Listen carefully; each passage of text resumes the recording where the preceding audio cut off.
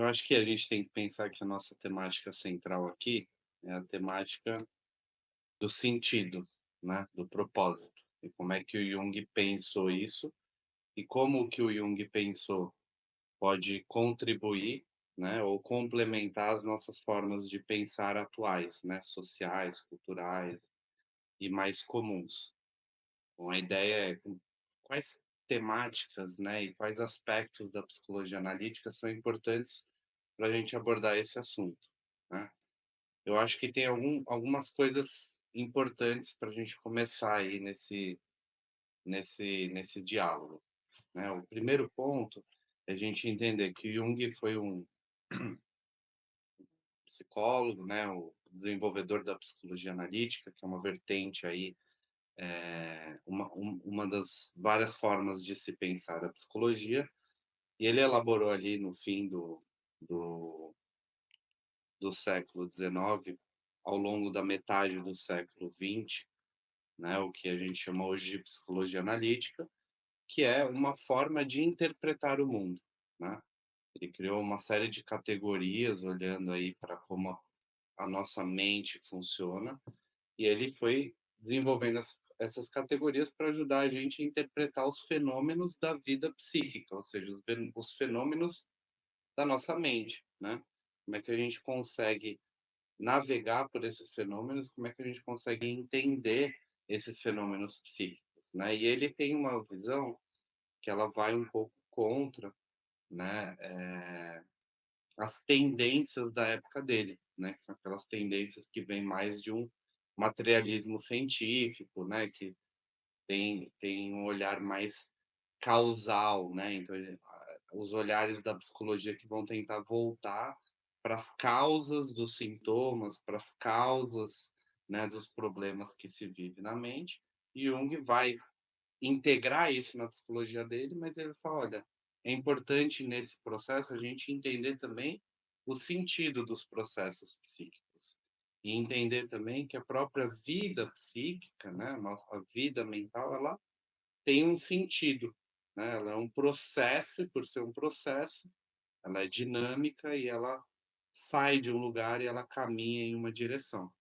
Então acho que isso é importante, né? Essa foi uma das maiores contribuições dele, né? Essa visão prospectiva da vida psíquica, né? De olhar para frente, né? De falar, bom, a nossa vida ela é um processo complexo, dinâmico e por ser um processo complexo e dinâmico, ela sai de um lugar e se movimenta em direção a uma finalidade, né? A realização desse movimento de finalidade é o que ele chamou de desenvolvimento da personalidade ou processo de individuação, né, que as pessoas gostam de utilizar bastante, né. E aí é interessante a gente pensar o que que era a mente, né, para o Jung, o que que era essa vida psíquica, né. Para o Jung essa vida psíquica é, no sentido individual, né, é um processo psíquico que cresce de uma camada coletiva da psique, né. Então o Jung vai falar: "Bom, existe uma camada herdada, né, uma camada psíquica coletiva, que ele chama de inconsciente coletivo, e a psique individual ela cresce, né, como se fosse uma árvore dessa psique coletiva e ao longo da vida passa por um processo de diferenciação, né, ou seja, ela começa a se perceber como diferente dessa coletividade, né, e essa vida psíquica individual ela é composta por uma parcela consciente e por uma parcela inconsciente. E nesse sentido, inconsciente quer dizer coisas que não são percebidas pelo eu, né? Então, a consciência que se desenvolve nessa vida psíquica individual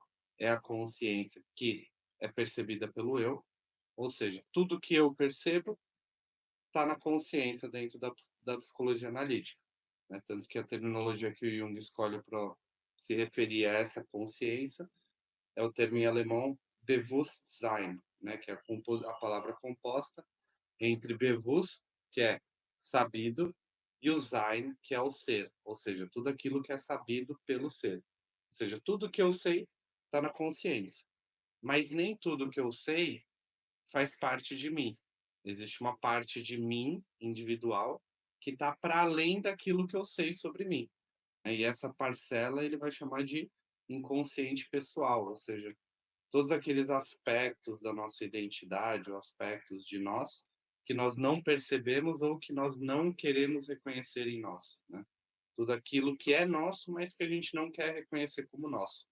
Isso vai estar ali no inconsciente, né, naquilo que não é sabido, né, a palavra em alemão que ele escolhe que é o unbewusst, né, que é aquilo que é não sabido, né, o prefixo un, que é um prefixo de negação, e o bewusst, que é aquela mesma palavrinha da consciência, né, aquilo que não é sabido, ou seja, o prefixo un negando o bewusst, que é o que se sabe, né. E aí ele vai falar: "Bom, esse inconsciente pessoal, ele tá ali na raiz, formando a raiz para o inconsciente coletivo, né. E aí ele vai compreender o nosso a nossa mente dessa forma, dessa forma em camadas, né. Ele vai estruturar essas camadas, né, aquilo que a gente sabe, aquilo que a gente conhece, que está na consciência, aquilo que a gente não conhece, mas que é nosso, né, que é individual, que é pessoal, e aquilo que é coletivo, que é compartilhado, né. E esse processo psíquico que cresce, né, desse inconsciente coletivo, é são todas essas camadas pessoais, né, as sabidas e as não sabidas. E o processo da vida é esse processo de crescimento, de diferenciação dos aspectos pessoais, individuais, em relação aos aspectos coletivos, herdados, universais, né. E acho que essa é um pouco a temática geral que a gente vai tentar elaborar aqui.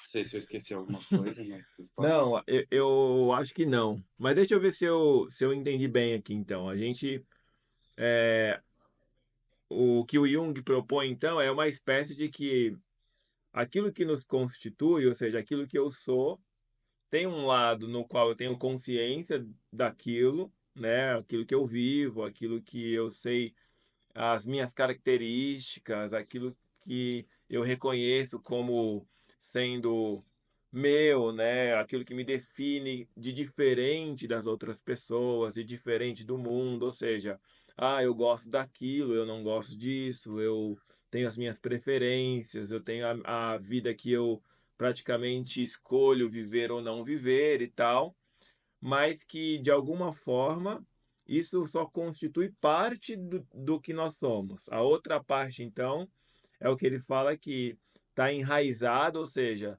e tem uma influência de um inconsciente que tem origem em experiências pessoais, mas que também a gente pode falar mais para frente em experiências coletivas, né? Aquilo que de alguma forma é compartilhado com todo mundo e compartilhar e que também é fruto de uma experiência ancestral, antiga, né, ou seja, a nossa personalidade, ela não é só fruto da nossa própria experiência, como se nós, fôssemos uma tábula rasa, né, que cada pessoa nasce ali, e a partir daquele momento de nascença é que a gente vai aprendendo a coisa e constituindo quem nós somos. Parece que tem muito mais forças, como Jung chamou de inconsciente, ou seja, que a gente não conhece muito bem nem a natureza e nem a multiplicidade dessa influência, mas que ela influencia.